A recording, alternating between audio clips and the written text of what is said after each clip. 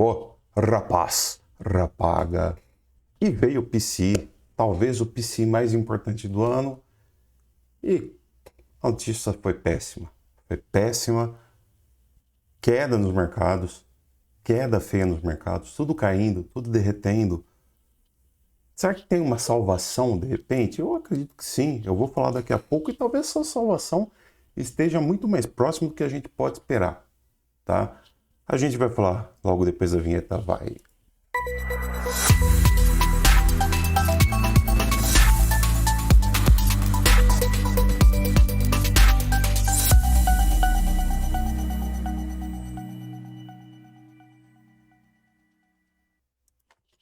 Antes de eu falar qual é a salvação, dá seu like, se inscreva no canal se não é inscrito, verifique a inscrição, ative o sininho das notificações e também cogite fazer parte do nosso Instagram, que está aqui embaixo, o perfil qual é, e também temos o grupo Free e o grupo VIP. O grupo Free a gente compartilha essas notícias, inclusive notícias da macroeconomia, quase que em tempo real, e no grupo VIP nós passamos sinais com taxa de acerto muito boa. Toma stop aqui, outro ali, de vez em quando, né? Só para não ficar 100%, que senão vai chamar a atenção do leão, né? Tô brincando. Toma stop porque errar faz parte do jogo e, na verdade, já falei isso com vocês, normalmente 75% das análises, após um teste empírico que foi feito, né? 75% das análises dão certo. Tem 25% de chance de falha. É a mesma coisa você ir fazer um vestibular de múltipla escolha, vestibular, concurso público múltipla escolha, e você tem lá 5 possibilidades, A, B, C, D, você tem 20% de chance de acerto, se você não souber 100% a resposta, tá bom? Nesse caso, o contrário, a gente tem 25% de chance de erro, que já tem uma vantagem consideravelmente a mais. Mas enfim, vamos ver o que está pegando aqui. Cena interna, hein? Hoje nós tivemos aqui, ó, núcleo do índice de preço PCI, 4,2%, basicamente dentro do esperado. Núcleo de índice de preço do PCI, 0,2% dentro do esperado. Porém, se a gente levar em conta que o Federal Reserve estava subindo taxas de juros, que estava aparentemente controlando a inflação, a gente viu isso daqui muito bem visto em variação de empregos privados, por exemplo, PIB trimestral abaixo do esperado, confiança do consumidor abaixo do esperado, oferta de emprego de jobs abaixo do esperado. Era de se esperar que o quê? O Federal Reserve finalmente estivesse conseguindo controlar esta maravilha desta onda de empregos sobrando nos Estados Unidos, o que acaba impulsionando a inflação, o que acaba fazendo com que o preço das coisas subam. A gente imaginou que o Federal Reserve tinha, enfim, conseguido controlar isso daí, mas pelo visto não, né? Por quê? Além do PCI ter vindo basicamente dentro do esperado, né, nós tivemos aí pedidos iniciais por seguro-desemprego o quê? Abaixo do esperado. O esperado era 235 mil, a gente teve 228 mil, o que foi consideravelmente bem abaixo do esperado, e aí tudo começou a cair. Então, assim, o PCI relativamente péssimo, tá? Eu não falei péssimo para chamar atenção no começo do vídeo. Perto do que se esperava foi péssimo. O pessoal achou que, felizmente, né, essas medidas keynesianas, logo, medidas burras do Federal Reserve, tivessem dando certo, e depois viram que não estava não, tá? Porém, eu vou dizer para você o seguinte, essas medidas do Federal Reserve visam primeiramente regular o mercado de trabalho, tá? Evitar com que tenha muita oferta de emprego, porque com muita oferta de emprego, a mão de obra vai lá para cima o custo. Primeiro isso daí. Depois a gente vê o PCI. Depois a gente vê o quanto está subindo o núcleo de preços. Eu penso dessa forma. Então talvez o Fed esteja nessa estratégia ainda de controlar primeiro essa questão do desemprego para depois começar a baixar a inflação. Imagino eu dessa forma. Não, como que você acredita que a inflação deve ser baixada? Cara, produzindo mais. Tem que diminuir imposto, diminuir carga tributária, incentivar a produção. Conforme você vai produzindo, você vai atendendo uma demanda e vai sobrar produto na prateleira a ponto de ter que baixar, reduzir custo. Imagino dessa forma, mas, enfim, qual é a salvação, na minha opinião? Falei da salvação, né? Não falei de salvação? Tá aqui. Ganho médio por hora trabalhada amanhã, hein? Se a gente vir com isso daqui abaixo de 0,3%, que seja 0,2%, é muito positivo para o mercado. Relatório de emprego não agrícola, famoso payroll, tá? Se vir abaixo de 170 mil empregos criados, né? A gente vai ter o quê? Vai entender que as medidas do Federal Reserve para frear a criação de empregos estão funcionando. Então, primeiro a gente freia a criação de emprego. Depois, claro, a gente faz esse controle no núcleo de preços, seja PCI, seja CPI, seja PMI, PPI, qualquer coisa que seja. Tá? Primeiro você regula esse emprego, você tira a confiança de que o cara tem emprego garantido e vai poder consumir o quanto ele quiser.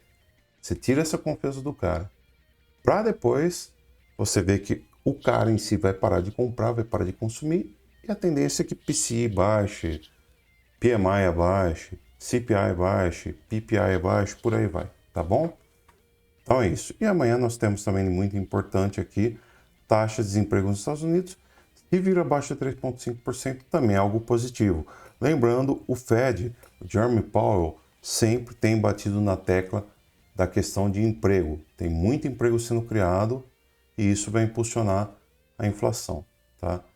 PMI industrial, teremos amanhã também, índice bem importante, tá bom? S&P com essa notícia, PCI dentro do esperado, que é péssimo pelo contexto, né? Formou aqui uma queda, está fazendo uma bandeira de baixa, a probabilidade é que ele rompa a bandeira de baixa para baixo, logicamente.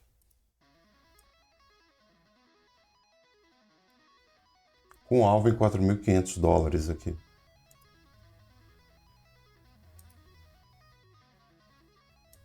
É mais ou menos isso, tá? Mais ou menos isso que eu espero para amanhã.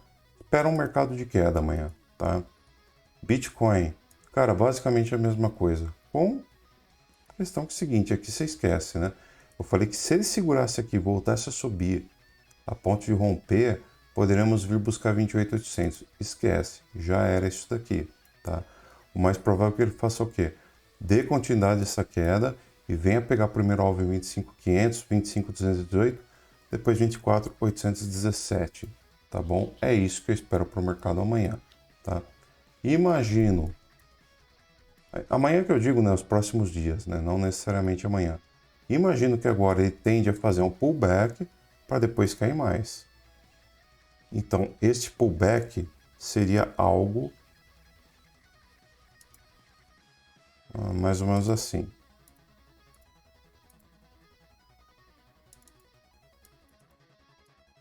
Tá bom? Algo mais ou menos assim. Eu espero que o mercado faça. S&P 500 diário desrompeu consideravelmente o que tinha voltado a se tornar uma resistência, agora passou a ser um suporte. A gente vai pintar de verde porque agora volta a ser suporte, porém essa LTA que servia como suporte no ano passado voltou a ser uma resistência. Quer dizer, voltou não, passou a ser uma resistência.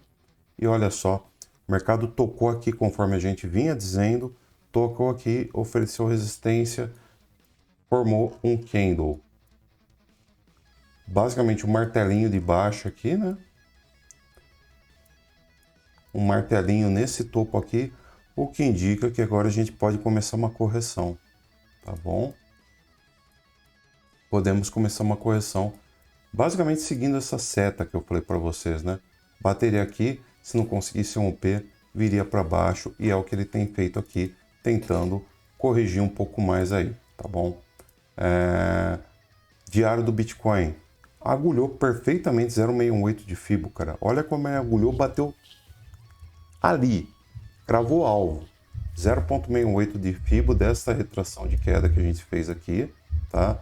Toda essa pernada de baixa travou no 0,618, voltou para cair.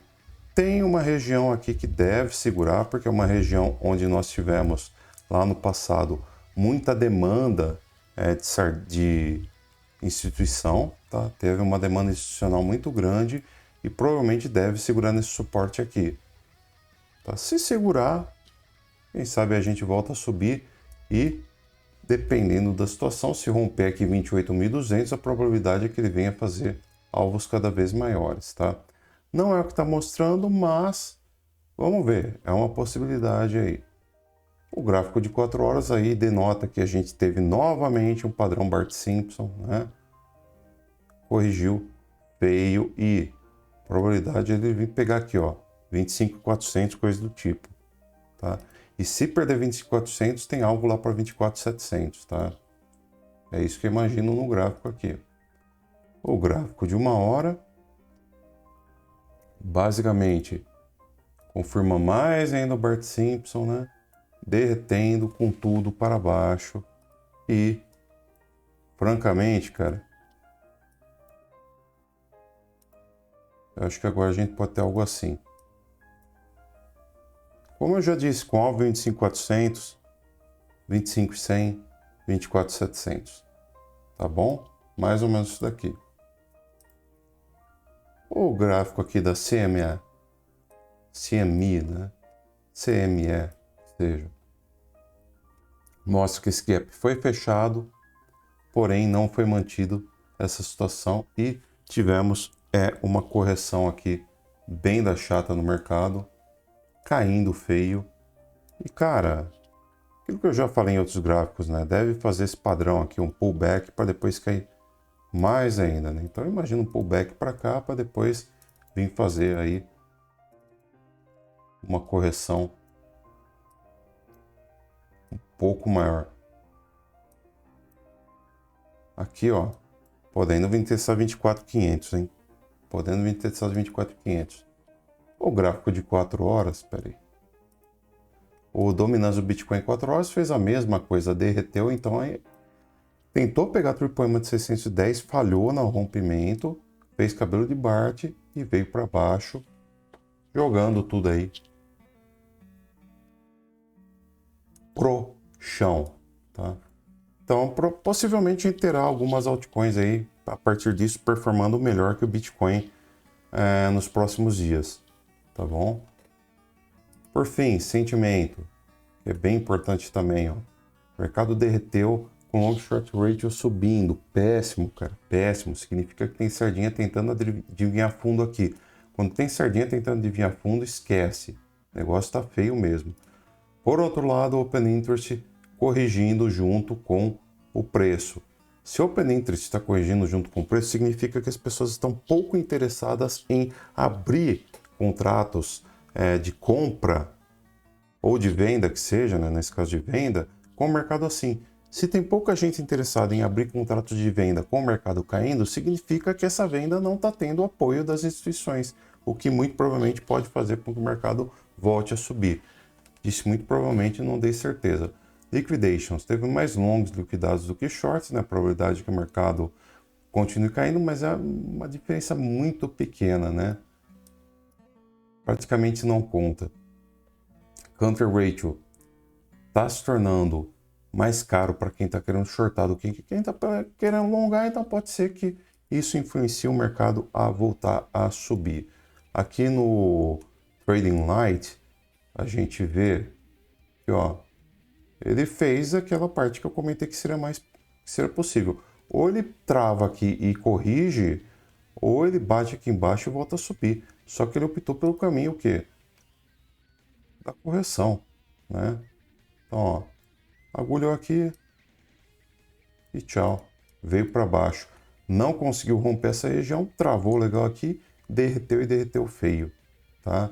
Tinha a possibilidade de vir testar esse fundo, não conseguiu, testou o topo, falhou, derreteu e veio para baixo.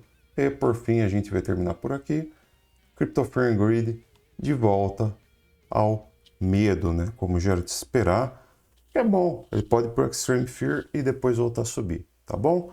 Galera, talvez a gente volte amanhã com live. Há uma grande chance de a gente voltar amanhã com live. Por esse vídeo é isso. Falou, fui, adiós, tchau, tchau e até mais.